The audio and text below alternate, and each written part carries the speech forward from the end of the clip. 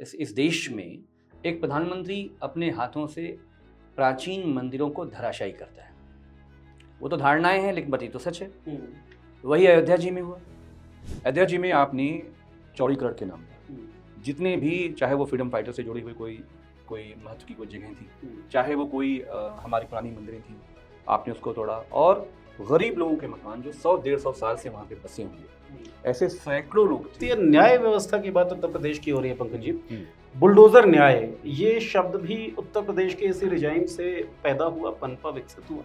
और अलग अलग राज्यों में बुलडोजर न्याय के कॉन्सेप्ट को लेकर भारतीय जनता पार्टी जाती है, और हमने देखा कई जगहों पे लोग सेलिब्रेट भी करते हैं। पूरी भारतीय जनता पार्टी कबीलाई मानसिकता से काम करती है, जिसके लिए न्याय का मतलब, संविधान का मतलब कुछ नहीं। तरह के बुलडोजर एक्शन के खिलाफ कोई एक्शन प्लान है समाजवादी पार्टी? अयोध्या जी में जो गुस्सा डेवलप हुआ वो ऐसे डेवलप नहीं हुआ, ये सब पिछले 3-4 साल से वहाँ पे हो रहा था। जब लैंड एक्वायर हो रहा था ट्रस्ट के लिए, मंदिर के ट्रस्ट के लिए, तो जो अनुसूचित वर्ग के लोग हैं उनकी ज़मीनों को किस तरह से औने पौने दामों में भारतीय जनता पार्टी के बिल्डर एमएलएज ने खरीद के, कुछ मामले प्रकाश में भी आए जी, और धांधली के भी आरोप। आपको याद होगा कि उस धांधली पे तो मुख्यमंत्री ने अपने एक एमएलए को ऑनलाइन लाइव लताड़ लगाया था, तो सुधर जा, तेरी बड़ी शिकायत आ रही है।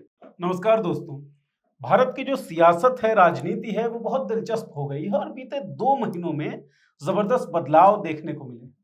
सबसे बड़ा बदलाव तो ये, जो एक अनडिफिटेबल लीडर दिख रहे थे या माने जा रहे थे नरेंद्र मोदी, उनको हारता हुआ देखा भारतीय समाज ने। इसके बाद लोकसभा के अंदर जहां पर वो अनडिफिटेबल दिखते थे, संसद के अंदर जहां वो ही बोलते थे और लोग सुनते थे और कोई बोल नहीं पाता, उस सदन का एक सत्र बीत गया है और उस सत्र के जो नायक हैं वो अपोजिशन पार्टीज के लोग, चाहे वो राहुल गांधी का भाषण हो, चाहे अखिलेश यादव की वो रोस्टिंग की कला हो, जो विधानसभा में हमने कई बार देखा और लोकसभा में भी हमें देखने को मिला। तो वो रोस्टिंग की कला जो है अखिलेश यादव की, वो कहां से आती है? क्या कुछ पार्टी के अंदर बातचीत होती है प्रवक्ताओं के साथ? इस बारे में बातचीत करेंगे। बातचीत इस बारे में भी कि ये जो दिलचस्प हुई है राजनीति, इसके 2 बड़े नायक माने जा रहे हैं, राहुल गांधी और अखिलेश यादव। तो ये जो नायक मिले थे, ये जुड़ाव, ये संबंध, ये रिलेशन कब तक रहेगा, इसके बारे में भी बातचीत करेंगे। बातचीत मीडिया के बारे में भी होगी, क्योंकि इंडिया अलायंस जब चुनावों को अप्रोच कर रहा था, उस वक्त मीडिया के खिलाफ बहुत एक मैसेज दिया था उन्होंने, बेजोड़ मैसेज। उस मैसेज पे कंटिन्यू करते हुए नहीं दिखे, जबकि मीडिया अपने रंग रूप को बदलने में नाकाबिल रहा है या बदलना चाह ही नहीं रहा है। इन तमाम सवालों पे बातचीत करने के लिए मुझे नहीं लगता कि समाजवादी पार्टी के स्पोक्स पर्सन से ज्यादा कोई और बेहतर इंसान हो सकता है। तो अमीक जमई साहब हमारे साथ हैं, जो समाजवादी पार्टी के स्पोक्स पर्सन है। बहुत बहुत स्वागत साहब आपका, और स्वागत पंकज सर का, जो हमारे साथ हैं। तो सर, सबसे पहले सवाल, जो मैंने कहा, ये जो रोस्टिंग की कला है अखिलेश यादव जी की, वो सदन के अंदर रोस्ट करते हैं, मतलब तंजिया लहजा, और उस तरह का लहजा कहाँ से आता है? आप लोग के आपस में बातचीत होती है कि भाई किस तरीके से व्यंग्य करना है, क्या करना है? क्योंकि सदन में भी हमने देखा व्यंग्य के लहजे में वो बात कर रहे थे। सबसे पहले तो मॉल्टिक्स का और आप सबका, पंकज सर का बहुत बहुत शुक्रिया, आभार और बड़ी मोहब्बत इस बुलावे के लिए। देखिए, अखिलेश यादव जी इस मुल्क के मोस्ट सोशलिस्ट जो क्रेडिबिलिटी के लीडर हैं, यंग्स लीडर्स में से वो एक हैं, और लखनऊ वाले हैं, जहाँ पे उर्दू अदब मजाज से लेकर सरदार जाफरी से लेकर एक पूरी विरासत है व्यंग की। और सोशलिस्टों के बारे में, जो यंग टक्स हैं, उनके बारे में ये भी जाना जाता है कि जहाँ आपको देश के बारे में किसी बात को लेकर तकलीफ होगी, तो गुस्सा आपके चेहरे पे भी होगा, जुबान पे भी होगा, और उसको अदायगी के लिए आप शेर व शायरी का इस्तेमाल, जिसे आप अपनी जो भाषा है उसमें शालीनता बनाते हुए, और उस बात को कैसे कहा जाए, तो कभी काव्य के ज़रिए, कभी कविताओं के ज़रिए, कभी शायरी के ज़रिए ये बात कही जाती है। लेकिन वो जो गुस्सा है, वो गुस्सा मेन है कि पूरे मुल्क में हम देख रहे हैं कि जो 2014 के बाद का जो एरा है, पूरे देश में जैसे अजब की अमीरी, अजब की गरीबी का जो पूरा एक माहौल, इस देश में चाहे वो दुखी किसान हो, चाहे वो एग्रेरियन डिस्ट्रेस हो, चाहे वो अनएम्प्लॉयमेंट के उभरते हुए चरम मुद्दे हों। और आप उत्तर प्रदेश में विशेषकर देखिए कि जब अखिलेश यादव जी ने जो 2012-17 का रिजीम छोड़ा, उसके बाद से आप ज़िले तक चले जाइए, जितने भी एम्प्लॉयमेंट जो जनरेशन हुए थे समाजवादियों के वक्त में, आज तक उनके या तो पर्चे लीक हुए हैं या तो उनकी नौकरियां नहीं लगी हैं। उसमें महिलाएं हैं, उसमें नौजवान हैं जिनकी उम्र गुजर गई है। तो जाहिर सी बात है कि जिस सूबे को आपने खूने जिगर से सींचा हो कि मुझे उस उत्तर प्रदेश को डेवलपमेंट में, सोशल जस्टिस में, हमें दोनों इंडेक्स में आगे ले जाना हो, और जब आपको दिखेगा कि वो सूबा कहीं बहुत नीचे जा रहा है, इन्वेस्टमेंट नहीं आ रहा है, क्योंकि आपने जिस तरह का उत्तर प्रदेश में लॉ एंड ऑर्डर का माहौल बनाया हुआ है, लोग उत्तर प्रदेश में इन्वेस्ट नहीं करना चाहते। लोग तो कहते हैं लॉ एंड ऑर्डर बड़ा अच्छा है, मतलब त्वरित कार्रवाई होती है, त्वरित फैसले होते हैं। लॉ एंड ऑर्डर का हाल तो यही है कि अगर आप जो एनसीआरबी के आंकड़े हैं, ये तो हुकूमत हिंद के आंकड़े हैं जो डीजीपी भेजते हैं हमारे, तो रेप में नंबर 2 है, अपहरण में नंबर 1 है, बच्चों के खिलाफ जो अपराध होते हैं उसमें नंबर 1 है, छेड़खानी में नंबर 1 है। तो इन सब मामलों में जो आंकड़े हैं वो सब बताते हैं कि उत्तर प्रदेश का क्या हाल है। और आप इन्वेस्टमेंट के जो भी 17 के बाद के जो इन्वेस्टर समिट्स हुए, आप अगर एक फैक्ट्री का, तो हम लोग कई बार विधानसभा में आदरणीय अखिलेश जी चैलेंज कर चुके हैं मुख्यमंत्री जी को कि हमें लेके चलिए और दिखाइए वो फैक्ट्री कहाँ बनी है। तो इन्वेस्टमेंट नहीं आया। क्यों नहीं आया? क्योंकि वहाँ पे पीस नहीं है, क्योंकि लॉ एंड ऑर्डर आपके कंट्रोल में नहीं है। मुख्यमंत्री जी एक धार्मिक व्यक्ति हैं, पूजा पाठ में वो हमेशा रहे हैं। कैसे एक सूबा चलाया जाना चाहिए, कैसे ब्यूरोक्रेसी चलाई जानी चाहिए, उसके साथ क्या विजन होना चाहिए, और एक ऐसा विजन जिसमें इंक्लूसिव विजन हो, जिसमें सब लोगों का जो डेवलपमेंट हो वो साथ में होना चाहिए। मतलब सबका साथ वाला जो नारा है असल में तो प्रैक्टिकल वो है नहीं एक्चुअली, जो हमने देखा उत्तर प्रदेश में।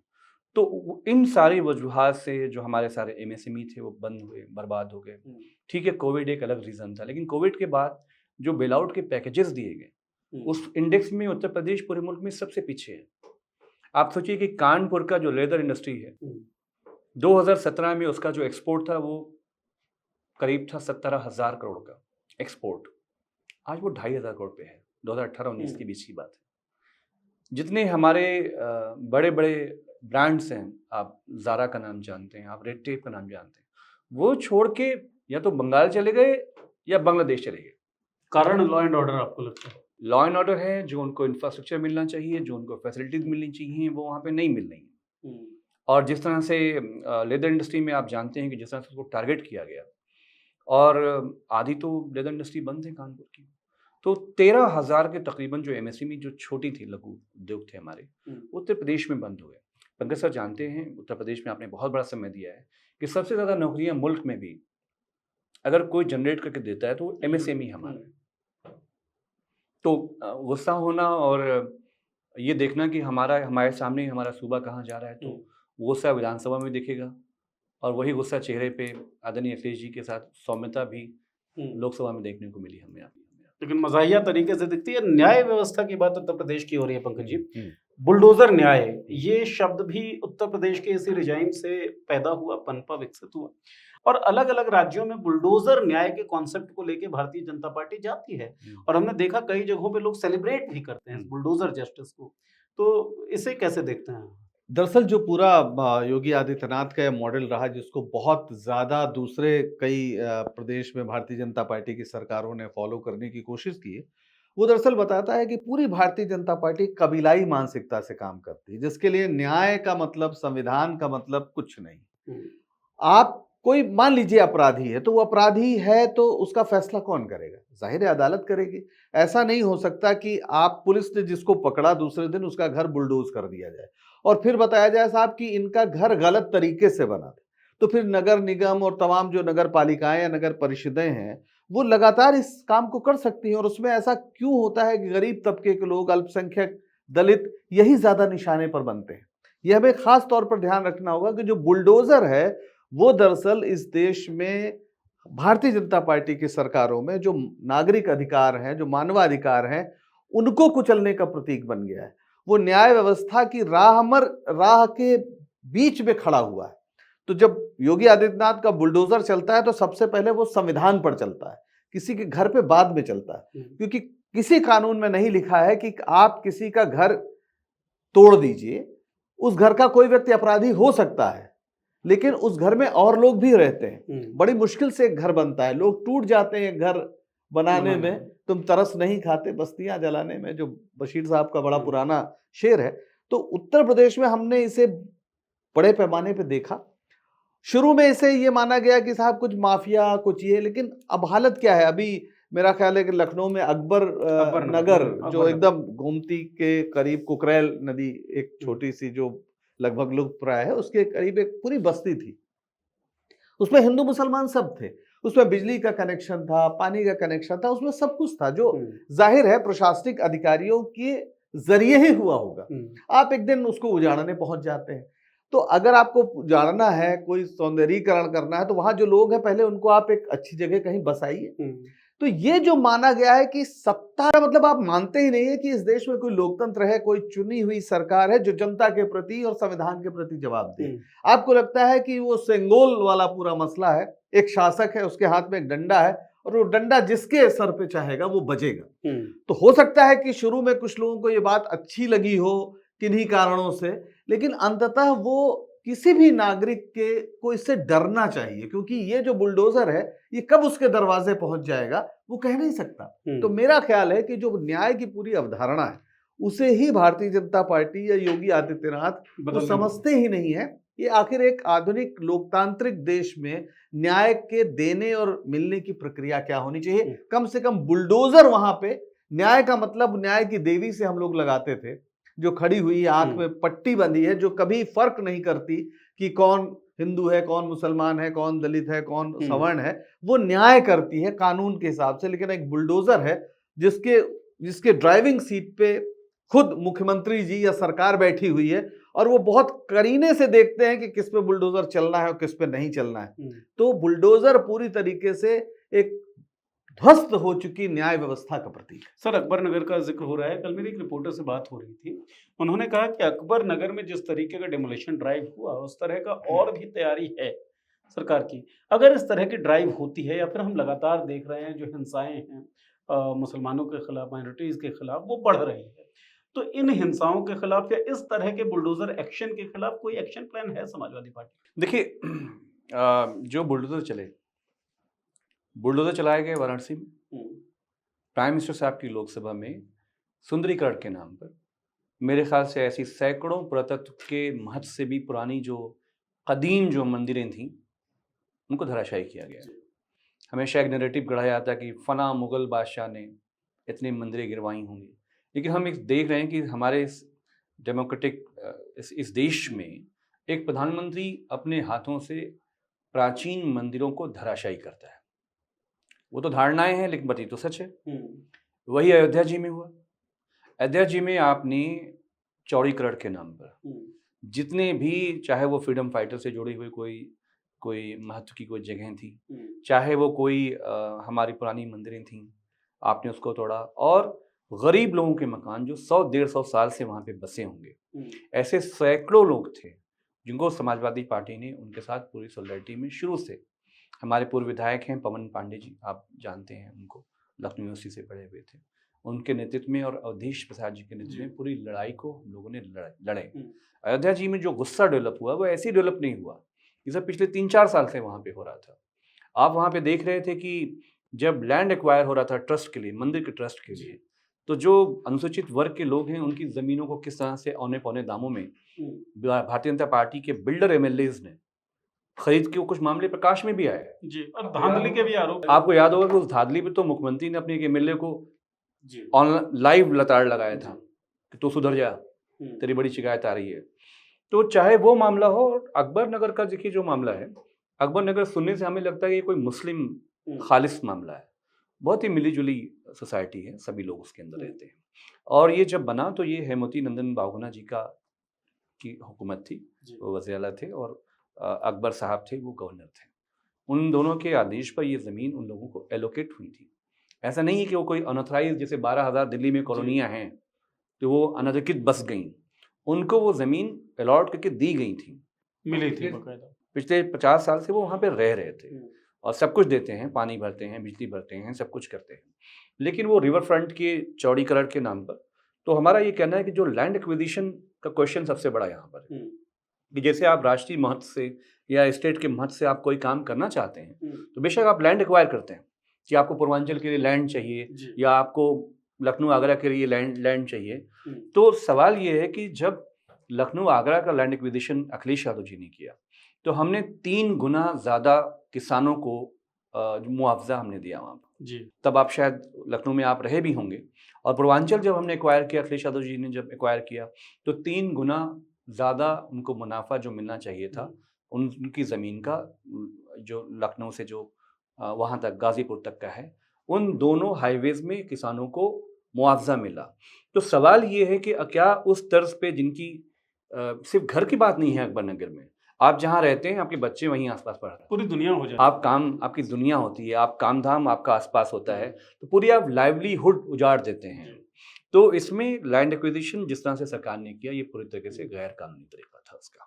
इस मामले को लेकर इमीडिएट, क्योंकि रातों रात में काम हुआ, 60% परिवारों को कहा जा रहा है कि उनको लखनऊ के कहीं बाहर, जो कि लैंड एक्विजिशन के जो पॉइंट्स हैं उसके खिलाफ है, जी।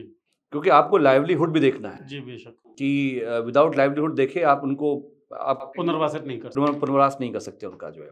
तो सरकार ने कहा कि हमने 60% लोगों को दे दिया, 40% लोग वहाँ पे बचे हैं।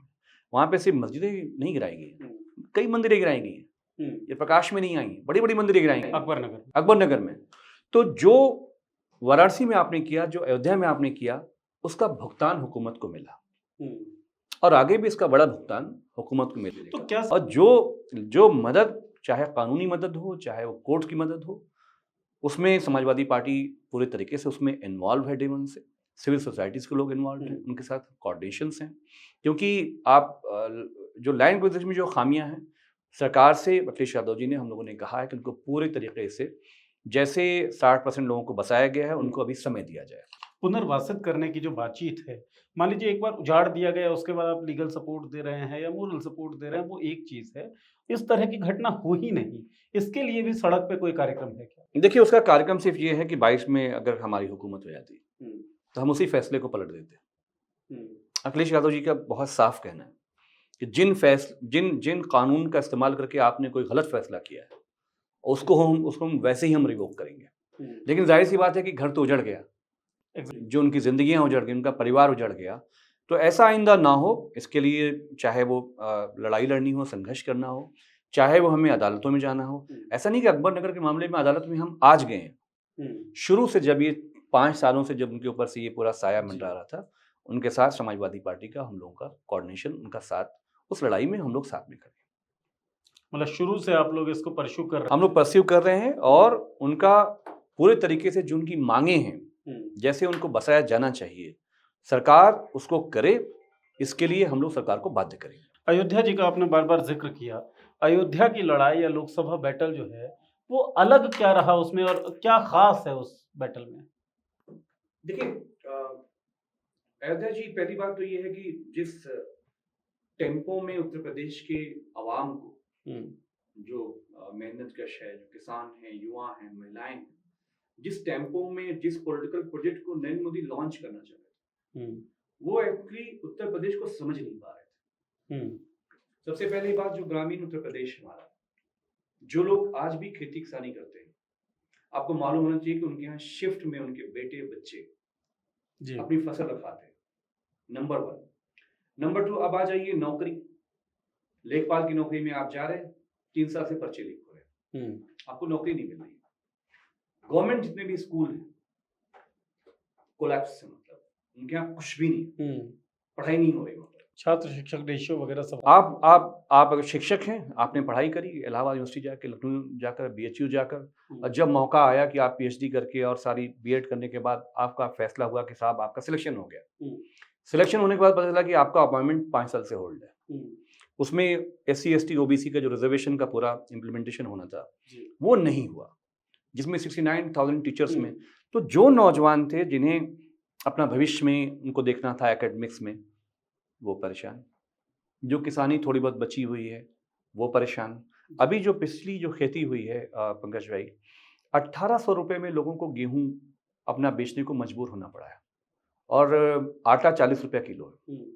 मैदे का क्या रेट है, और जो उस छिलके से, गेहूं के छिलके से जो और चीज़ें बनती हैं, तो किसानों को उनकी समृद्धि के लिए, खुशहाली के लिए जो गांव में मिलना चाहिए था, वो नहीं। अयोध्या में भी नहीं मिल रहा था, वो गाजीपुर में भी नहीं मिल रहा था, वो दूसरी जगहों पर भी नहीं मिल रहा। हम्म, तो एक तो ये रीज़न हो गया कि जो इकोनॉमिक एंड एग्रीकल्चरल डिस्ट्रेस है, और हम लोग शुरू से मांग कर रहे थे। नेताजी जब अखिलेश यादव जी जब मुख्यमंत्री बने, पहला काम, पहला जो उनका ऐलान था कि जो किसानों का कर्जा था उसका माफ़ी का समाजवादियों ने ऐलान किया था। अखिलेश यादव जी ये चाहते थे कि जो किसानों की देश में मांग थी कि वहाँ के उत्तर प्रदेश के किसानों को जो एमएसपी है वो दिया जाए। हम्म, दूसरा, आज के वक्त में भी जो गन्ना की खेती है पश्चिम में हमारे, 5,500 करोड़ का बकाया आज भी है राज्य सरकार के ऊपर। जी, तो जाहिर सी बात है कि लोग खेती में परेशान हैं, आप नौकरी दे नहीं पा रहे हैं, हम्म, शिक्षा दे नहीं पा रहे हैं।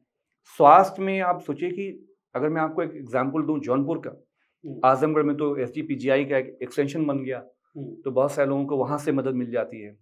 हमारे जौनपुर में शहर के पास, पूर्वांचल यूनिवर्सिटी के पास, अगर आप दिल्ली का मौर्य शेटन की जिस तरह की बिल्डिंग समझ सकते हैं, उसकी 3 गुना building medical college Akhilesh Yadav ji ने दिया था, जिसको 2017 में लॉन्च होना था। उसकी खिड़कियां 17 से 24 में उखाड़ लिए गए, जो क्योंकि आपने पे नहीं किया, जो लोग उसको बना रहे थे, शायद टाटा उसको बना रहा था।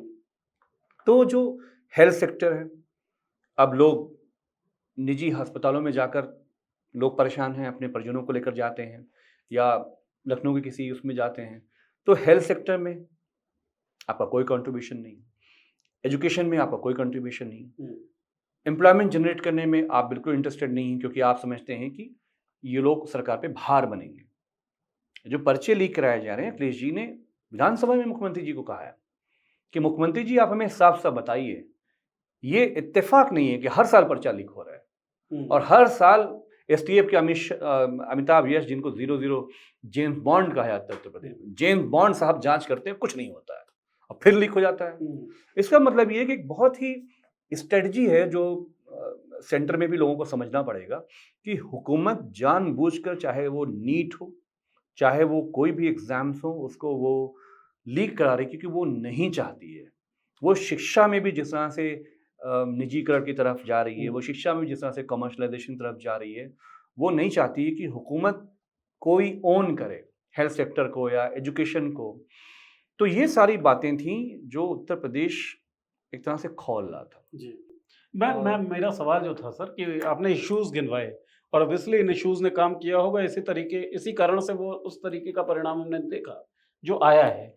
अयोध्या में ऐसा क्या खास था कि अयोध्या के जो सांसद चुने गए वो एक ट्रॉफी की तरह, राहुल गांधी भी उन्हें अपने साथ रख रहे हैं, अखिलेश यादव भी रख रहे हैं, जब भी बात होती है तो अवधेश प्रसाद जी को खड़ा कर दिया जाता है। ऐसी क्या चीज अयोध्या? देखिए, बेशक जो बीजेपी आरएसएस का इस मुल्क में जो राइज है, हम्म, उसका एपी सेंटर तो उन्होंने जो पॉलिटिकल प्रोजेक्ट बनाया, उसका एपी सेंटर तो अयोध्या था। जिस तरह की राजनीति हुई, और करने की कोशिश तो यही। और आरएसएस बीएचपी के लोग कहते भी थे कि ये पॉलिटिकल प्रोजेक्ट है।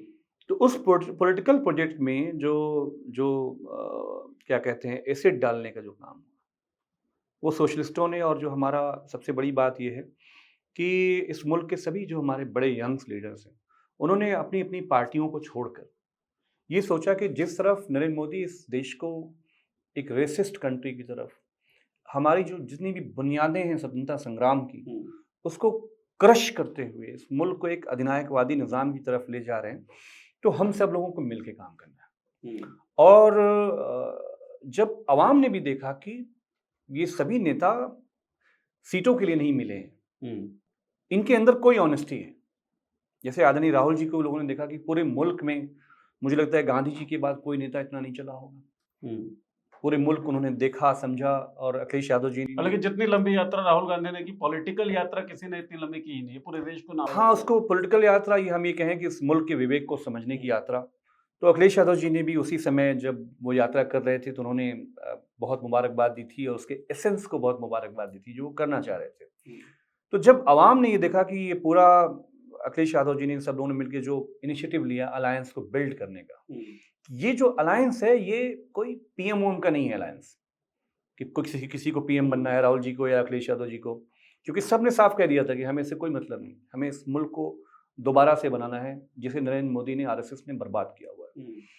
तो उन सब चीज़ों को जब एक नेतृत्व मिला, जनता के मुद्दों को आदरणीय राहुल जी ने, आदरणीय अखिलेश यादव जी ने असेंबली के अंदर जिस तरह से मुख्यमंत्री को बैकफुट पे डाला, आपने उनकी भाषा देखी होगी मुख्यमंत्री योगी आदित्यनाथ जी की जो है, तो लोगों में एक विश्वास पैदा हुआ। और जो लोग सताए थे, चाहे वो भले ही भाजपा के भी वोटर थे, उन्होंने कहा कि नहीं, इट्स एनफ, बहुत हो गया। ये बहुत हो गया। और हमने देख लिया हिंदू मुस्लिम के नाम पे। और क्योंकि देखिए हमारे मुल्क के लोग, इस बात को मैं बहुत सालों से कह रहा हूँ, मैं समझता हूँ हमारे मुल्क के लोग बहुत भोले भाले लोग, बहुत प्यारे लोग हैं, लेकिन जिस तरह से बातचीत उनके साथ संवाद किया गया, या आदरणीय राहुल जी ने यात्रा के जरिए जिनके सवालों को उठाया, आदरणीय अखिलेश यादव ने जिस तरह से विधानसभा के अंदर जब वो नेता प्रतिपक्ष हुए, जिले जिले में किसी भी तकलीफ कहीं कुछ हुई तो अखिलेश यादव जी ने पहुंचने का काम किया। और जिस तरह से जो मदद हो सकती थी, जैसे मैं अगर आपको सीए मूवमेंट की बात बोलूं, तो सीए मूवमेंट में मैं यूपी चैप्टर का बाय डिफॉल्ट कन्वीनर था, और उसमें तकरीबन 42 लोगों को उत्तर प्रदेश की पुलिस की गोलियों से वो शिकार हुए थे लोग। तो क्योंकि आंदोलन में कोई पार्टी का झंडा नहीं होना चाहिए, ये सब लोगों की समझ थी।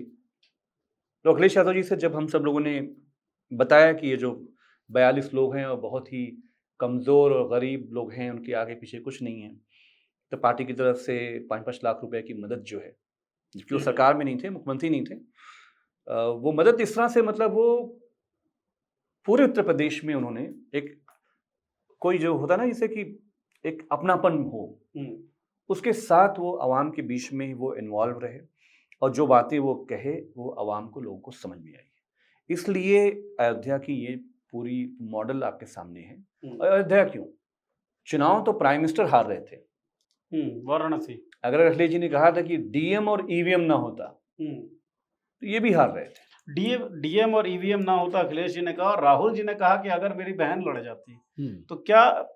एक तो सवाल ये कि बहन लड़ी क्यों नहीं प्रियंका गांधी, जब अगर आप, या तो आपके कैलकुलेशन में ये चीज था ही नहीं कि लड़ती तो जीत जाती, क्योंकि कैलकुलेशन में होता तो लड़ सकती थी।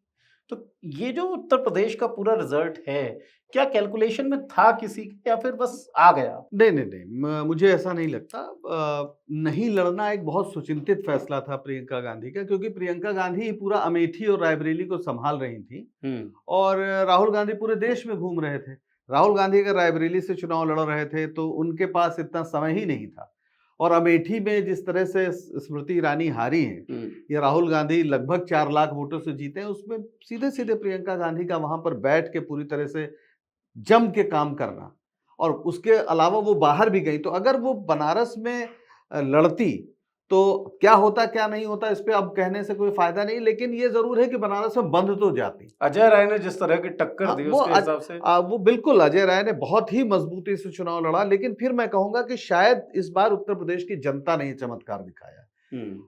नेता तो थे ही, एक जिस आइडिया की बात अमित भाई कर रहे हैं और उस जिस ईमानदारी की बात कर रहे हैं, कि जनता को लगा कि ये जो लोग राहुल गांधी या अखिलेश यादव एक मंच पर आए हैं तो वो सिर्फ किसी सत्ता के लिए नहीं आए, वो एक आइडिया के लिए आए, और वो idea basically idea of India है।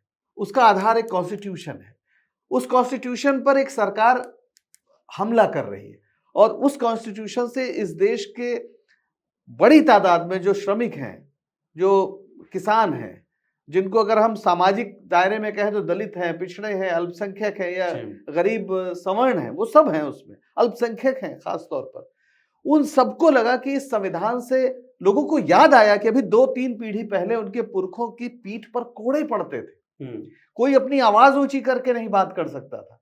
तो जो उत्तर प्रदेश में जो जमींदारों के जुल्म का शिकार हुआ करता था, जो अंग्रेजों और जमींदारों का जो नेक्सस था, उससे मुक्ति मिली थी। रायबरेली में तो 7 जनवरी 1921 को मुंशीगंज गोलीकांड हुआ था, जिसे गणेश शंकर विद्यार्थी ने दूसरा जलियांवाला बाग कांड कहा था।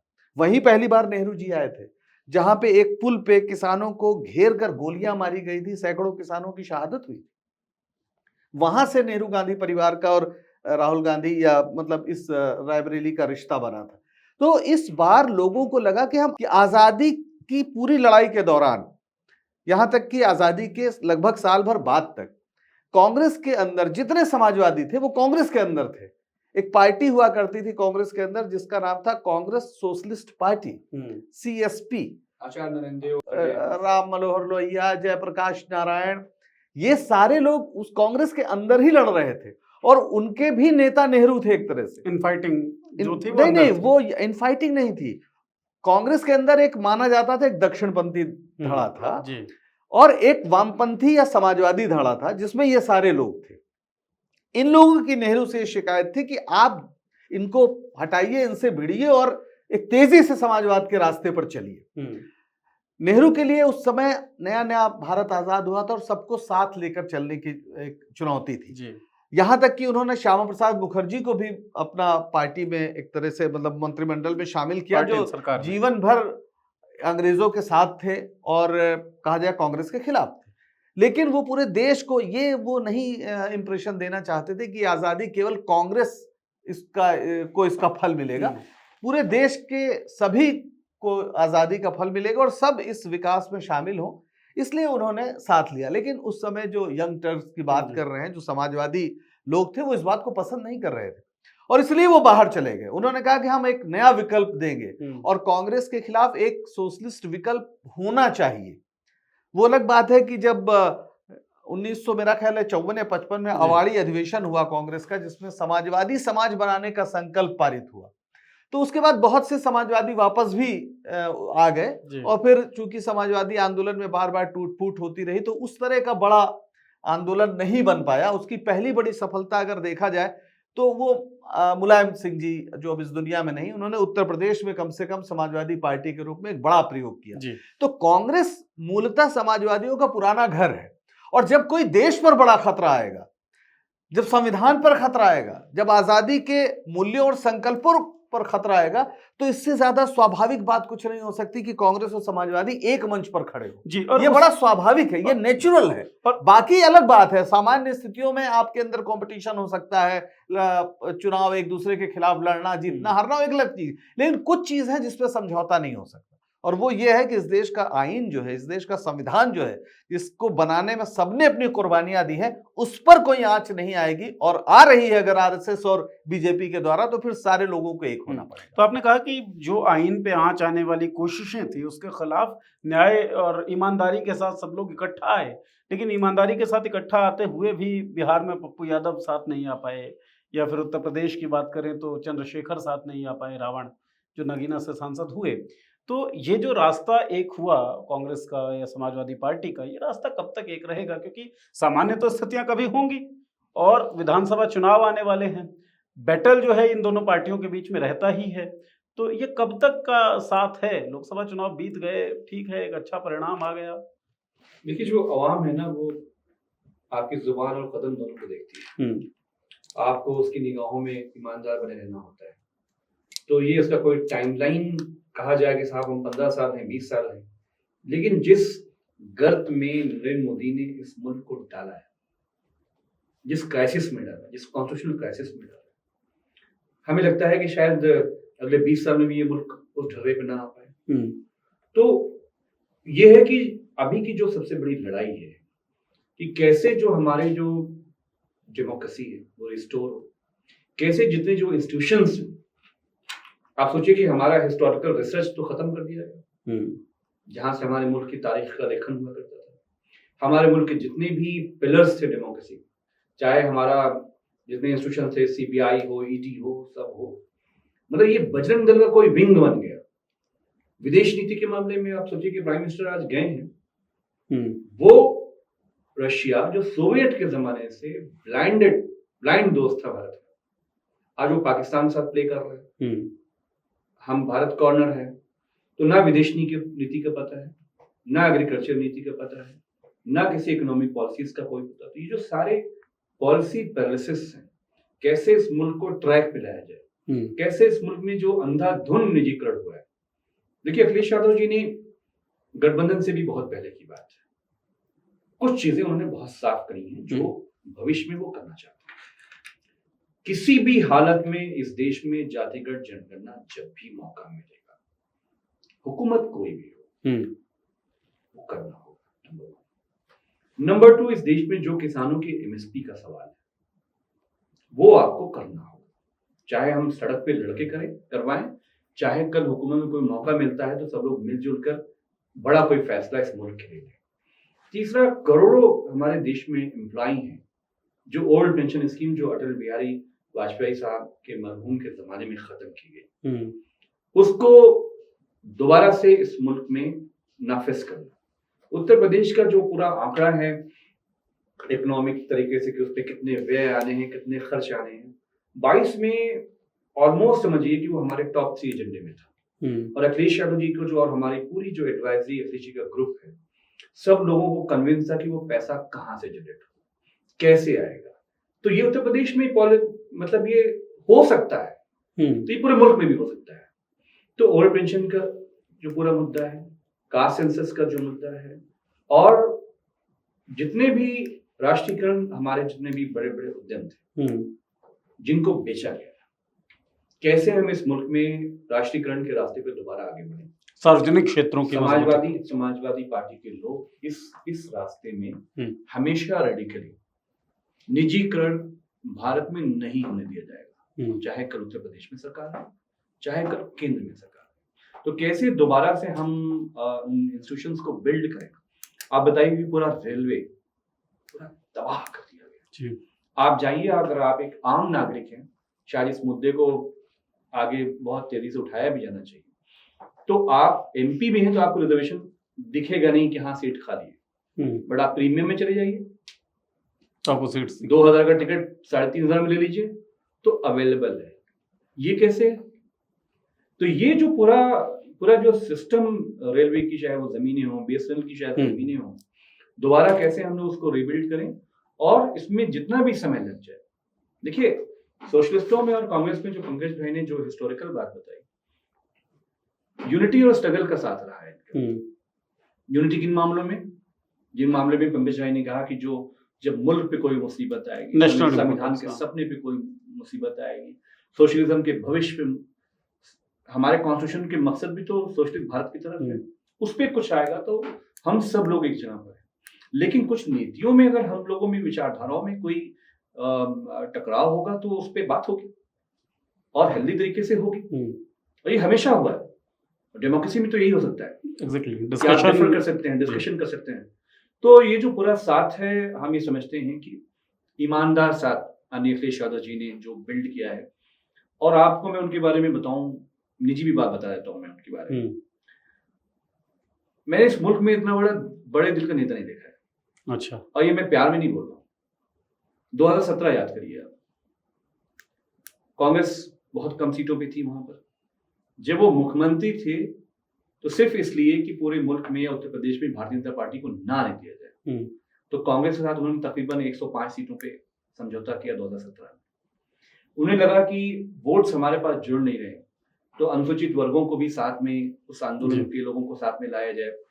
और बाबा साहब ने और डॉक्टर राम मनोहर लोहिया साथ में काम करना चाहते थे, तो वो जो एक अधूरा काम था, काशीराम जी का, नेताजी का जो अधूरा काम था, तो अखिलेश जी ने कहा कि हमें इससे मतलब नहीं है कौन की सीटें ज्यादा होंगी कम होंगी, लेकिन हमें हम सब लोगों को मिलकर, जो अनुसूचित वर्ग कहीं आज दिल्ली के हवाले पड़ा हुआ है, उसको साथ लाके उसकी पूरी लड़ाई को हम लोग साथ में लड़ेंगे। और आपने देखा कि हमने आधी लोकसभा सीटें बांटी, जबकि 10 सीटें बहन जी की आ गई, 5 आई हमारी। लोगों ने कहा कि साहब आपने एक ऐसा गठबंधन कर लिया, लेकिन अखिलेश यादव जी को मालूम था कि वो क्या कर रहे हैं। आज समाजवादी पार्टी के पास बैकवर्ड के बाद, मुस्लिम्स के बाद सबसे बड़ा जो ताकत है वो अनुसूचित वर्गों की है, जिन्होंने हमें 22 में भी वोट किया, जिन्होंने 24 में इंडिया अलायंस को भी वोट किया, क्योंकि उन्हें मालूम है कि जो बाबा साहब का दिया हुआ कॉन्स्टिट्यूशन है, जो आरक्षण है, वो इंडिया अलायंस। लेकिन सर आपने जो बोला कि अखिलेश यादव बहुत बड़े दिल के नेता हैं, अनुसूचित वर्ग के जो लोग हैं उनका वोट इस वक्त समाजवादी पार्टी के साथ है, तो अनुसूचित वर्ग का कोई नेता इनसिक्योरिटी भी डेवलप करता है क्या अखिलेश यादव के मन में? नहीं, इनसिक्योरिटी तो क्योंकि जितने भी बड़े स्टालवर्ट रहे हैं काशीराम जी के जमाने के, वो हमारी पार्टी के आज बड़े चेहरे हैं। पार्टी की नीतियां, पार्टी में अखिलेश यादव जी बगैर एडवाइस किए हुए, अब आप ये जो पीडीए की पूरा स्लोगन हुआ, ये वही स्लोगन है जो एक जमाने में सोशलिस्टों ने संसोपा के जमाने में दिया था कि सोशलिस्टों ने बांधी गांठ 100 में पाए पिछड़े 60, पिछड़े पावे 100 में 60। उसी बात को वो पिछड़े कौन लोग हैं, जैसे आपने बताया कि जो कमजोर तबके हैं, अनुसूचित वर्ग हैं, पिछड़ा वर्ग है, माइनॉरिटीज हैं, और वो सभी जो सामान्य वर्गों में लोग हैं, तो उनके लिए उन्होंने एक पीडीए का नारा दिया। पीटीए का नारा तो दिया। मेरा जो सवाल है, चंद्रशेखर आजाद रावण को अकोमोडेट क्यों नहीं कर पाई इंडिया गठबंधन? भाई, आप जातिगत जनगणना की बात कर रहे हैं, आप हिस्सेदारी की बात कर रहे हैं, आप रिप्रेजेंटेशन की बात कर रहे हैं, तो फिर चंद्रशेखर रावण के साथ क्यों आपका गणित नहीं बैठा? और नगीना ने कहा कि हमारा भाई ये कहना है कि चंद्रशेखर से भी बहुत बड़े बड़े स्टारवर्ड, मैंने कहा कि काशीराम जी के जमाने के, जो बहुजन मूवमेंट छोड़कर समाजवादी पार्टी में आए बिना शर्त आए।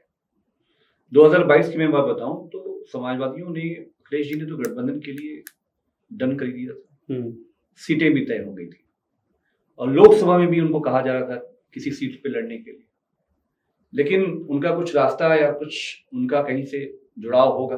बसपा की बात वो आप कर इंडिया रहे हैं। अलायंस को, मैं चंद्रशेखर जी की बात कर रहा हूं, आपने जिनका नाम लिया है, जी।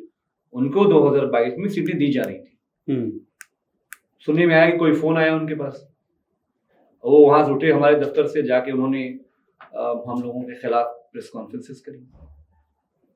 तो अच्छा। भविष्य में देखिए, कभी भी जब आदरणीय राहुल जी जैसे लोग, आदरणीय अखिलेश यादव जी जो मुख्यमंत्री रहे, सूबे को सिंचा है, वो जीरो ईगो के साथ काम कर रहे हैं। पर्सनल ईगो पॉलिटिक्स में जो भी आज भविष्य में आज करना चाहेगा, मुझे नहीं लगता है कि वो जो आइडिया ऑफ इंडिया, जो बाबा साहब का सपना है, बातों से नहीं होता है कि आप एक कदम कहाँ जा रहे हैं। बोल तो आप कुछ रहे हैं, आप एक कदम कहीं और जा रहे हैं। चंद्रशेखर रावण का जो स्पीच सदन के अंदर भी रहा है, उसमें भी वो यही बातें कर रहे हैं कि भाई जो तबके के लोग हैं उनका विकास हो, उनकी देखिए, मैं तरफ उन्हें से बहुत ज्यादा जानता हूं। हमारा ये कहना है कि अखिलेश यादव जी ने जितने भी दल थे, जो जीरो पे भी थे, आरएलडी तो कहीं की नहीं थी, आरएलडी को सीटें देने में, या इवन जयंत चौधरी जी जो राज्यसभा एमपी बने, वो डिम्पल मैम का नाम पार्टी की शीर्ष नेतृत्व ने तय कर दिया था। तो अगर अखिलेश यादव जी डिम्पल मैम की जगह पर राज्यसभा में जयंत चौधरी की एक जाट का बेटा, पढ़ा लिखा, हाईली क्वालिफाइड जाएगा और वो किसानों के मुद्दे पे लड़ेगा, वो हमारे सवालों पे, सोशलिस्ट आइडियाज पे वो मजबूत करेगा, अगर वो उनको दे सकते हैं तो ये तो कोई बात ही नहीं थी। तो मुझे लगता है कि जो भी वजह रही हो, बट मुझे यकीन है कि वो आरएसएस बीजेपी के साथ कभी नहीं खड़ा होगा। अखिलेश चंद्रशेखर ठीक है। आरएलडी का आपने जिक्र कर दिया, चंद्रशेखर हैं। ये रिपोर्ट्स में आई सर के समाजवादी पार्टी की तरफ से ऑफर ये था हमारे सिंबल पे चुनाव लड़िए, क्या इस बात में कितना दम है? देखिए, बहुत सारी चीजें चुनाव में होती, जैसे सोशलिस्ट, जब नेताजी ने पार्टी बनाई, या नेताजी के बाद आजम साहब पहला चुनाव लड़े तो वो समाजवादी पार्टी का सिंबल नहीं था। बहुत सारे ऐसे नेता, या तब तो लोकदल था, शुरू में बीकेडी थी पहले जी। हमारे जो प्राइम मिनिस्टर थे चौधरी चरण सिंह साहब के जमाने के, जब वो मुख्यमंत्री बने पहली बार, तो सिंबल अलग होते हैं, लेकिन जब सवाल इस मुल्क का, इस मुल्क की बुनियादों को बनाने का, तो एमएलए एमपी बनना अगर किसी को कैरियर समझ में आता है तो उसे दिक्कत होगी।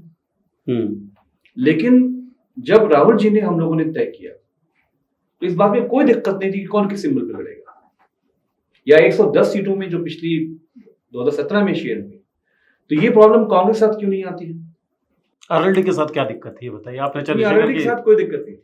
फिर क्या हुआ? हम ये कह रहे हैं कि जो अखिलेश यादव जी ने उनके साथ कर दिया था, वो भारत, वो तो बीजेपी ने भी नहीं किया। हम तो लोकसभा सीटें और दे रहे थे इनको। आपको जो सम्मान चाहिए था कृषि मंत्रालय, आपको तो नहीं मिला। लेकिन आज अगर आप भारत की संसद में होते, एक तरफ आदरणीय राहुल जी, एक तरफ अखिलेश जी और एक तरफ जयंत चौधरी जी, तो उत्तर प्रदेश के जो जाट समाज है, जो खेतिहर लोग हैं, जो मेहनत का समाज है आपका, वो देखता कि हाँ, चौधरी चरण सिंह के रास्ते पे आप आगे बढ़ रहे हैं। क्या उनका भारत रत्न से सम्मान है चौधरी चरण सिंह साहब का? उनका सम्मान तो यही था ना जिसलिए आप लाठियां खाए थे। जो आपका विजन है, जो आपका आइडिया है, जो आपको लाठियां पड़ी थी, किस लिए पड़ी थी? तो उस लड़ाई को तो आपने छोड़ दिया, और अब आप कह रहे हैं कि एमएसपी तो हो ही नहीं सकती है। तो ये सारी चीजें, हमारा ये कहना है कि जो उत्तर प्रदेश की आवाम है जी, जाट कम्युनिटी हो, किसान हो, खेती हो, वो देख रहे हैं कि जयंत चौधरी कहाँ जा रहे हैं। सर, जयंत चौधरी कहाँ जा रहे हैं वो आवाम देख रहे हैं, सब कुछ आवाम के नज़र में तो है ही, और आवाम ही है जो डिसाइड करता है। लेकिन कुछ चीज़ें पार्टियों को डिसाइड करनी होती हैं, जैसे कांग्रेस, मुझे याद है चुनाव से पहले उन्होंने एक लिस्ट जारी की थी कि किन मीडिया वालों से बातचीत नहीं करनी है, किन चैनल्स पे अपने लोगों को नहीं भेजना है। वो लिस्ट जारी हुई, लेकिन उसके बाद भी बातचीत जारी रही, चुनाव के बाद लगातार हो रही है। और एक उम्मीद ये जगी थी कि चुनाव के परिणामों के बाद जो मीडिया का लहजा है वो बदलेगा, बदलता हुआ दिख नहीं रहा है। अमीक भाई, आप टीवी चैनल्स पे जाते रहते हैं, आप लोगों ने तो उस लहजे को देखा भी है और काफ़ी काउंटर भी किया है। तो मीडिया की जो स्थिति है, क्या उसके ऊपर भी आपको लगता है कि किसी भी तरह का एक एक्शन प्लान तैयार करना चाहिए ऑपोजिशन पार्टीज को? मेरा ख्याल है कि देखिए, इस देश में जो मीडिया जब हम कहते हैं तो कथित मुख्यधारा मीडिया कहते ही हमारे सामने एक टीवी का पर्दा आता है, एक कोई रिपोर्टर आता है जिसके हाथ में एक डंडा मतलब माइक होता है। अब हालात बदल गए हैं, क्योंकि ये जो मीडिया है, ये मीडिया और कुछ नहीं है, भारतीय जनता पार्टी के आईटी सेल का एक्सटेंशन है। और ये बात भारत की जनता बहुत अच्छे तरीके से समझ गई है कि ये मीडिया दरअसल सरकार से सवाल करने की ना इसकी हैसियत है, और शायद उसको उसकी ये नीति भी नहीं है, वो चाहता भी नहीं है। वो हमेशा जो विपक्ष में लोग हैं उन पर सवाल कर रहा है। वो राहुल गांधी पर सवाल कर रहा है कि साहब ये मणिपुर में ड्रामा कर रहे हैं। वो अखिलेश यादव पर सवाल कर रहा है कि हाथरस पे बोले क्यों नहीं। वो योगी आदित्यनाथ से नहीं पूछ रहा है कि ये हादसा हुआ तो आपका प्रशासन क्या कर रहा था।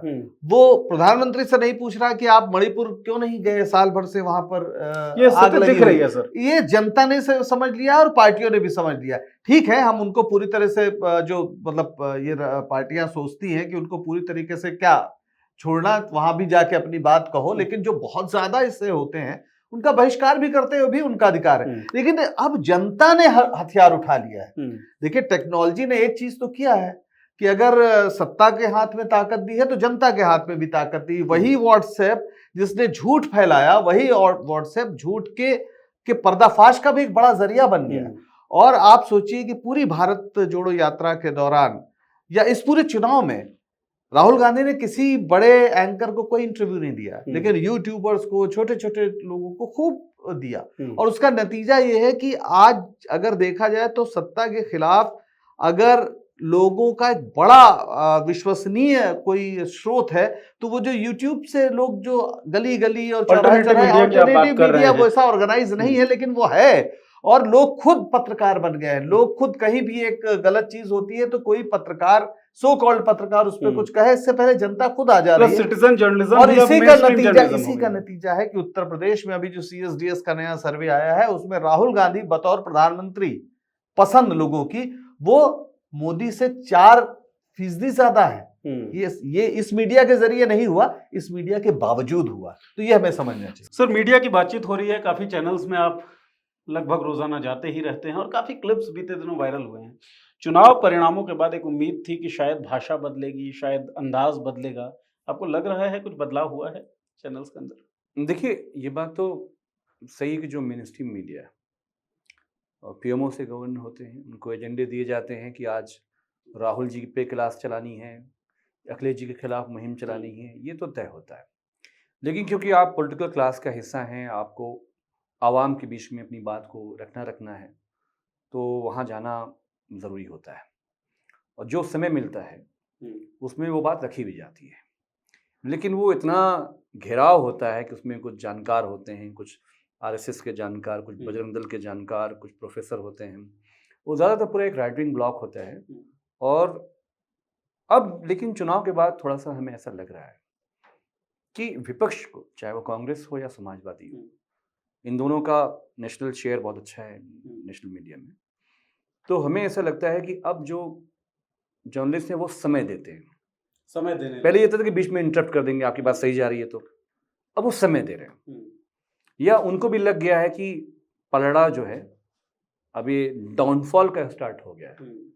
ऑफ द रिकॉर्ड बहुत सी बातें वो कहते भी हैं, लेकिन ऑन द रिकॉर्ड जाहिर सी बात है कि उसका जो मालिक है, जब तक मालिक का दिल नहीं बदलेगा तो देखिए, सहाफ़ी और पत्रकार का तो चैनल होता नहीं, वो तो वहाँ पर एक। सर, ऑन द रिकॉर्ड जो बातें होती है वो तो सब लोग सुन रहे हैं, ऑफ द रिकॉर्ड का आप जो जिक्र कर रहे हैं, एक दो बात बताइए ताकि उम्मीद जगे लोगों की। नहीं, मतलब देखिए, जो एक ऑफ द रिकॉर्ड जो बात वो लोग ऐसा समझते हैं कि किस तरह से जो विपक्ष है उसको डिस्क्रेडिट करके, और जाहिर सी बात है कि उनके पीछे जो बिग कॉरपोरेशंस हैं उनकी जो लूट है मुख्यतः वो सामने ना आए, इसलिए आपको ऐसे एजेंडे उठाने हैं जिसका जमीन से कोई ताल्लुक ना हो। हमेशा साहब हिंदू खतरे में है, साहब हिंदू कितना बर्दाश्त करेगा, हिंदू कितना अंडर अटैक है, या साहब 14 के बाद भी अटैक है, जब आप ये कह रहे थे कि साहब एक हिंदू राजा बन गया प्रधानमंत्री। तो लेकिन जो उनमें जो बदलाव है वो बहुत बड़ा बदलाव है, अब मुझे लगता है वो बदलाव होने दिया जाए, और डेमोक्रेसी में तो यही होता है। सर, बदलाव शायद आपको दिख रहा है कि मीडिया कैरेक्टर में आ रहा है, तो आ ही रहा होगा, आप वहाँ बैठते हैं, उठते हैं, बातचीत होती है उनके साथ, लेकिन समाज में जो बदलाव की एक उम्मीद थी या संभावना थी नहीं दिखती है। लोकसभा चुनाव के परिणाम आए, उसके बाद ऐसा लगा कि परिणाम में जिस तरीके से भारतीय जनता पार्टी को एक छत्र बहुमत नहीं मिला है जिसके जरिए वो सरकार बना सकें, तो माइनॉरिटीज, मुसलमानों के खिलाफ जो हमले हैं वो उसमें कमी आएगी, लेकिन वो हमले लगातार हुए हैं रिजल्ट्स के बाद भी, और उन हमलों पे बहुत ज़्यादा चर्चा नहीं हुई है, बहुत ज़्यादा बात नहीं हुई है। तो क्या आपको कुछ खास इसमें दिखता है एंगल कि क्यों ये हमले बढ़े हैं मुसलमानों के? देखिए, ये बात तो सही है कि मुसलमान जो है कंटिन्यूअस अंडर अटैक कम्युनिटी है, सॉफ्ट टारगेट भी है कि अगर आपको कोई नैरेटिव बिल्ड करना है तो आप उसमें मुस्लिम एंगल ले आइए। तो हमने ये देखा कि पहले तो 17 के आने के बाद उत्तर प्रदेश में जो उनका रोजी रोटी का सवाल था, वो जिस भी इंडस्ट्री में थे उनको बहुत ही सिस्टमेटिक तरीके से उससे बाहर किया गया। जैसे उन्नाव से लेकर आप पश्चिम तक आ जाइए तो जितने भी बड़े स्लॉटर हाउसेस हैं, नाम आपको मिलेगा कोई इस्लामिक नाम मिलेगा, बट उसका ऑनर कोई और है।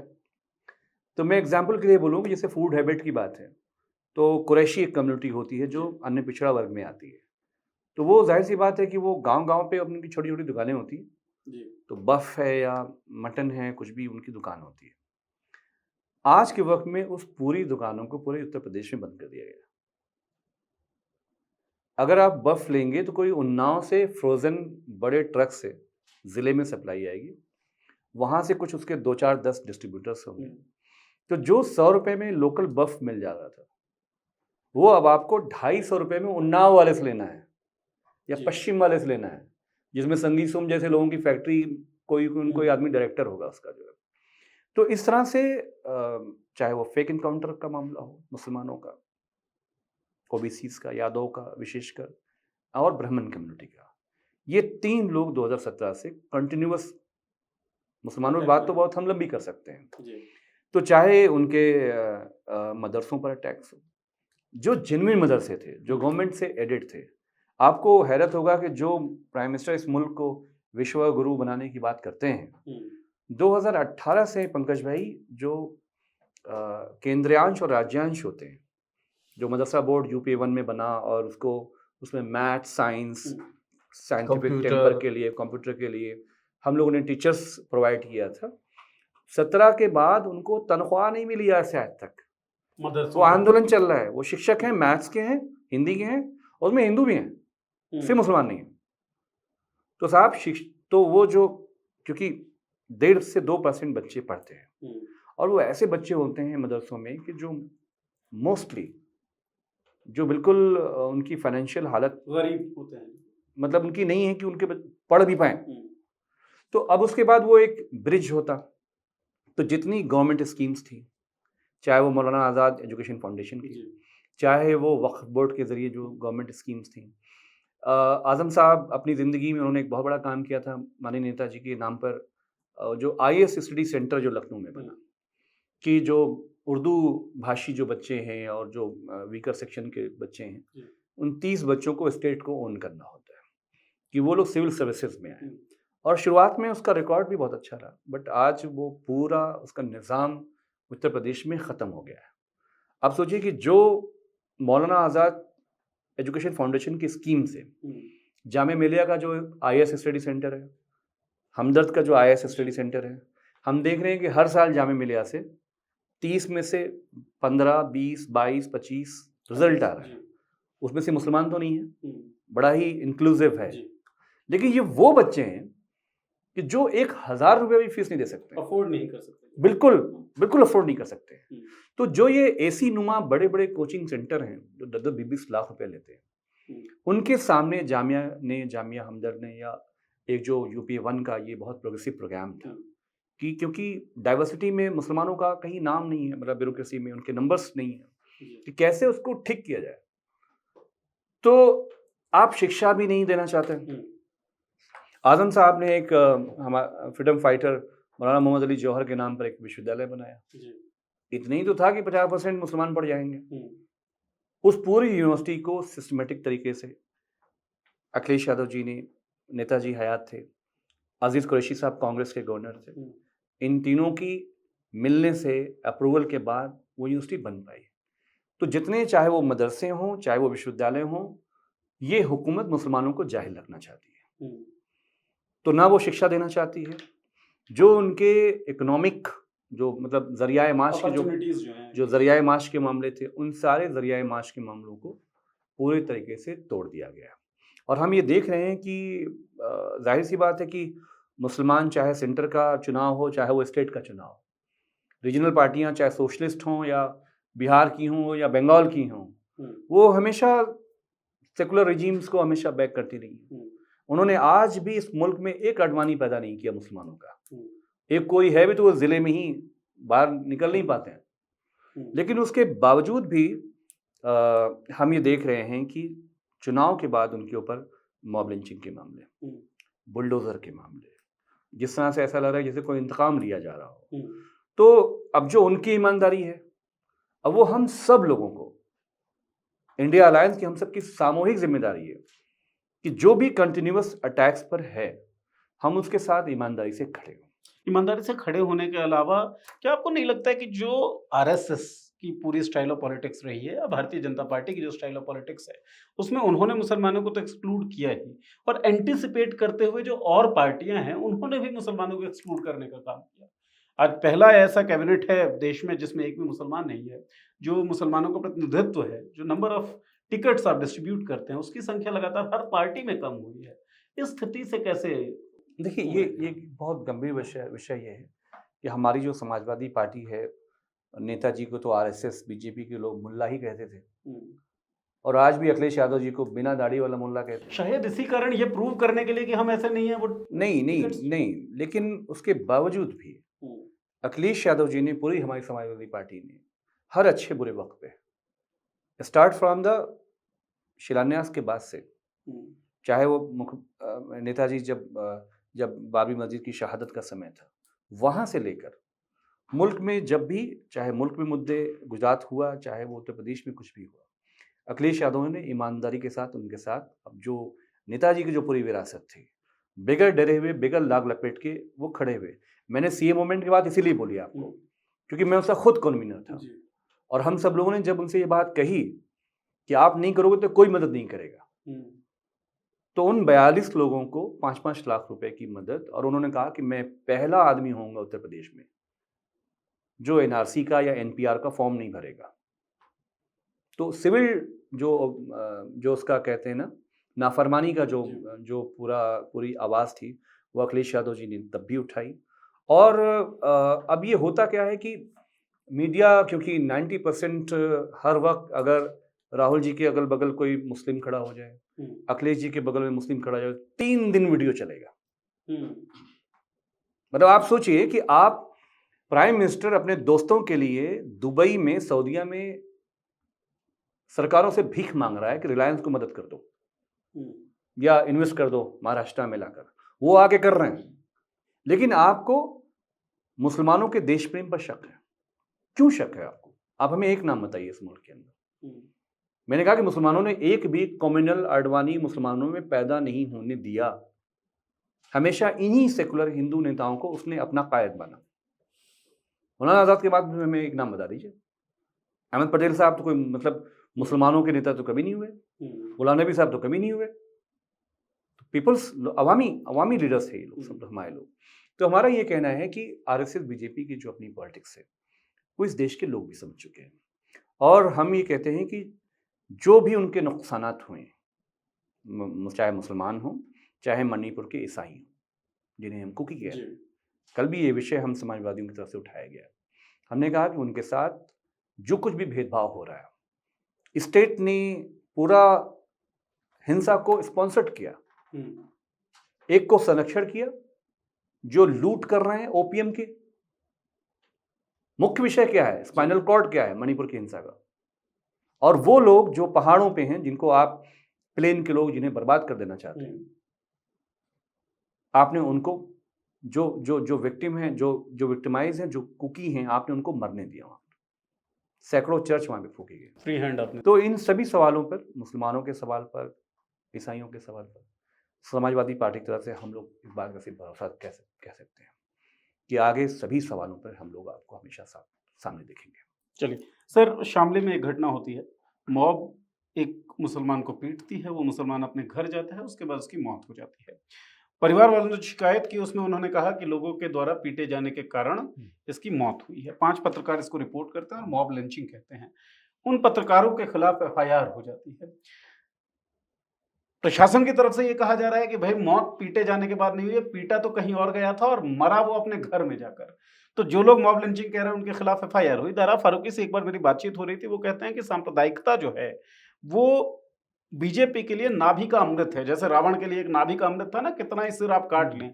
क्या आप इस बात से इत्तेफाक रखते हैं कि सांप्रदायिकता सबसे बड़ी समस्या और रूट प्रॉब्लम है? और क्या इंडिया अलायंस की जो पार्टीज हैं, अपोजिशन पार्टीज, अब उनको बहुत मुखरता से इसके खिलाफ नहीं, हमारी पूरी जो आज़ादी की लड़ाई और उसके बाद जो पूरा चला है मसला, उसमें सांप्रदायिकता के खिलाफ एक बहुत ज़बरदस्त स्टैंड लेकर चला है। हमारे देश में सर्वधर्म समभाव की बात रही है। हमारे यहाँ ये ज़रूर है कि हमारा सेकुलरिज्म यूरोप वाला सेकुलरिज्म नहीं रहा है, जहाँ पर ये कहा गया है कि स्टेट और रिलीजन का कोई रिश्ता नहीं होगा, बल्कि यहाँ पर कुछ आप अगर आप ध्यान से देखें तो आज राहुल गांधी जो बातें कह रहे हैं या इंडिया अलायंस जो बातें कह रहा है, उसमें आपको विवेकानंद की झलक मिलेगी। विवेकानंद ने अपने भाषण में कहा था कि हम इसलिए सहिष्णु हैं कि हम सभी धर्मों को सच मानते हैं। हम ये मानते हैं कि सभी धर्म सच के रास्ते पे हमें ले जाते हैं। हम सभी धर्मों का सम्मान करते हैं। और इसीलिए राहुल गांधी ने जब संसद में अभी भाषण दिया तो उन्होंने भगवान शंकर की तस्वीर दिखाई, उन्होंने ईसा मसीह की तस्वीर दिखाई, उन्होंने गुरु नानक की तस्वीर दिखाई, उन्होंने इस्लाम से जुड़ा हुआ, चूंकि वहां पर चित्र अलाउड नहीं है तो लेकिन उसका भी पोस्टर दिखाया। और सबका यही संदेश था कि शांति और अहिंसा के रास्ते पर हमें चलना चाहिए। दिक्कत क्या है कि भारतीय जनता पार्टी ने एक सहमति शुरू से ही, जब जनसंघ बनाया था आरएसएस ने, शुरू से ही ये सहमति तोड़ने की कोशिश की कि भाई धर्म हमारा निजी मसला है, हम सभी धर्मों का सम्मान करते हैं और राजनीति जो है लौकिक प्रश्नों पर होगा। यानी जो रोजी रोटी के सवाल है, यानी ये लोकतंत्र है ना, ये परलोक तंत्र नहीं है। धर्म का रिश्ता आमतौर पर परलोक से है कि मरने के बाद जन्नत पे कौन जाएगा, स्वर्ग पे कौन जाएगा। इसीलिए आदमी धर्म के रास्ते पर, जो सो कॉल्ड हमारे जो कोडिफाइड रिलीजन्स हैं, वो क्या करते हैं, पूजा पाठ, नमाज, आरती, चर्च, ये सब क्यों करते हैं कि एक दिन ऐसा आएगा जब हम इस दुनिया में नहीं रहेंगे और हमें ईश्वर के शरण में जाना है। ये एक विचार है। बहुत लोग उससे सहमत नहीं भी हो सकते, लेकिन जो सहमत है वो ये बात मानते हैं। और इस लिहाज से सभी धर्म और सभी के धर्म को मानने वालों की बुनियादी प्रस्थापना, बुनियादी समझ एक ही है कि कोई एक ऊपर वाला है जिसके इशारे पर पत्ता हिलता है, मतलब कुछ भी उसके बिना नहीं होता। और हमें एक दिन इस धरती को तो हम केवल एक सराय समझते हैं, एक दिन यहां से हमें जाना है। लोकतंत्र इसका उल्टा है। लोकतंत्र ये कहता है कि जो लौकिक दुनिया है हमें उसको बेहतर बनाना है, और उसको बेहतर बनाना हमारी जिम्मेदारी है, जनता की जिम्मेदारी है। और वो कैसे बनाएगी, तो जनता ने अपने लिए एक सरकार चुनी है, अपने वोट से एक सरकार चुनी है, और सरकारों का काम उनकी जिंदगी को बेहतर बनाना है, उनके स्वास्थ्य को, शिक्षा को, उनके रोजगार के, सड़क को, आवास को, बिजली को, पानी को, पर्यावरण को, ये जिम्मेदारी है जी। भारतीय जनता पार्टी ने क्या कहा कि हमें लौकिक सरकार की शक्ति तो चाहिए, लेकिन हम पारलौकिक नारों से चाहते हैं। हम राम का नाम लेकर, हम कृष्ण का नाम लेकर, हम फलाने का नाम लेकर। और उसके लिए क्या है कि हिंदू समाज में उन्होंने धीरे धीरे एक पूरी जो उनकी अभियान जो 100 साल से चला रहे हैं, वो वही अभियान है। उसको हजारों बार कहा जा चुका है कि जो हिटलर ने एक प्रयोग जर्मनी में किया था कि यहूदियों के खिलाफ नफरत फैलाओ और पूरे जर्मन नस्ल को, आर्य श्रेष्ठता के नस्ल को के गर्व को भरो। और उसका नतीजा आज हम देख रहे हैं। आज जर्मनी में कोई हिटलर का नाम लेवा नहीं है। ऐसे ही भारत में ये कोशिश बहुत मतलब 100 साल बाद आप इस स्थिति को वही रिपीट कर रहे हैं जिसके उदाहरण हो चुके हैं, जिसके नतीजे मिल चुके हैं, दुनिया ने उसको बहुत बुरी तरह भोगा है। आप मुसलमानों के खिलाफ नफरत फैलाकर, जिन मुसलमानों ने इस देश को बनाने में, इस देश को आजाद कराने में या सब कुछ अपना कुर्बान किया है, उतना ही जितना किसी दूसरे ने नहीं किया, कोई एहसान नहीं किया। मुसलमानों ने इस देश में कोई एहसान नहीं किया, वो इस भारत माँ के बेटे हैं, तो अपनी माँ के लिए जो भी कर सकता है वो कोई एहसान थोड़ी है। ना उन्होंने एहसान किया और ना उनका अतिरिक्त सम्मान इसके लिए होना चाहिए, लेकिन उन्होंने जिम्मेदारी निभाई है। अच्छे बुरे लोग हर जगह होते हैं, हिंदुओं की पूरी लिस्ट है। अभी कुछ दिन पहले ध्रुव सक्सेना का नाम आया था मध्य प्रदेश में, जो आईएसआई के लिए काम कर रहा था। तो ऐसे भी लोग हो सकते हैं, वो कहीं भी हो सकते हैं। तो मुसलमानों ने जैसे एक आम नागरिक की तरह जो भी उसके अधिकार है उसका इस्तेमाल करना चाहा, और इस पर भारतीय जनता पार्टी ने उनके खिलाफ नफरत पैदा करके लोगों को, हिंदू समाज जो जातियों में बटा है, जो एक तरह से कहा जाए सवर्ण वर्चस्व का शिकार है, उसको एक करना चाहा। क्योंकि अगर ऐसा नहीं होगा तो हिंदू समाज को एक करने का उनके पास कोई दूसरा तरीका नहीं। जाति को बनाए रखना चाहते हैं। सावरकर जी मनुस्मृति में भारतीय संविधान देख रहे थे। तो अगर आप मनुस्मृति को मानते हैं तो विराट हिंदू समाज कभी भी एक नहीं हो सकता, क्योंकि वो ऊंच नीच की भावना पर वर्णाश्रम को मानता है। इसीलिए उन्होंने एक दुश्मन चाहिए कि उस दुश्मन को हम दिखाएं और सबको एक करें। इसीलिए सांप्रदायिकता जो है वो नाभि का अमृत जो है कही जा सकती है। एक आखिरी सवाल साहब, उत्तर प्रदेश के विधानसभा चुनाव जब होंगे तो गठबंधन रहेगा, आप लोगों का मानना तो यही है, कहना यही है, भविष्य गर्भ में छुपा है। लेकिन उत्तर प्रदेश में विधानसभा के चुनाव जब होंगे तो लड़ाई योगी आदित्यनाथ के चेहरे से ही होगी या कोई और चेहरा तैयार हो रहा है उत्तर प्रदेश में? सुगबुहाट काफी कुछ है। देखिए, ऐसा है कि देखा जाए तो मोरली भारतीय जनता पार्टी पूरी तरीके से उत्तर प्रदेश को हार चुकी है इस 24 के चुनाव में। आप देख रहे हैं कि हाथरस जैसी जो बड़ी घटना हो, सैकड़ों लोग मारे गए। आज जो टीचर्स की जो अटेंडेंस का मामला चल रहा है, पूरे उत्तर प्रदेश में आंदोलन चल रहा है। मुख्यमंत्री कुर्सी संभाल नहीं पा रहे हैं, कोई भी प्रोजेक्ट जमीन पर नहीं है। तो 27 का जो चुनाव है वो इन्हीं सवालों पर, कि उत्तर प्रदेश का जो 17 और 27 का जो समय है, किस तरह से उत्तर प्रदेश पीछे गया। जिस तरह से हमने कहा कि मरकज सतह पर हमारे मुल्क को कैसे रीबिल्ड करना है, तो कैसे उत्तर प्रदेश को बनाना है। क्योंकि अखिलेश जी का बहुत ज़्यादा प्यार, मतलब कभी कभार वो मरकज से भी उतना चाव नहीं दिखाते हैं जितना उन्हें लगता है कि क्योंकि उनको 17 की सरकार में बहुत कम समय मिला था जब उत्तर प्रदेश को सारे बड़े प्रोजेक्ट्स नाफिज कर पाए। बहुत सारे उनके ड्रीम्स हैं जो उन्होंने 22 में प्लान किया था। तो हम लोग सब लोग इकट्ठा मिलकर इसी यूनिटी के साथ, इसी सॉलिडारिटी के साथ कि कैसे उत्तर प्रदेश को रीबिल्ड किया जाए, कैसे युवाओं के लिए, महिलाओं के लिए, और जो पीडीए हमारा है, जो कमज़ोर वर्ग के लोग हैं, उन लोगों के हित के लिए काम किया जाए। इसी को लेकर हम लोग काम तो करेंगे। लड़ाई जो होगी सर, बैटल में दूसरी टीम का कप्तान आपको योगी आदित्यनाथ ही दिखते हैं या परिस्थिति कुछ बदली है? हमारा बहुत साफ कहना है कि योगी आदित्यनाथ एक चेहरा है, नरेंद्र मोदी एक चेहरा है, बीजेपी, आरएसएस और प्लस इस मुल्क के जो बड़े बिग कॉरपोरेशंस हैं, इनका जो ज्वाइंट वेंचर है। हमारी आपकी लड़ाई उन्हीं से आज भी है और उन्हीं से लड़ाई 27 में भी होगी।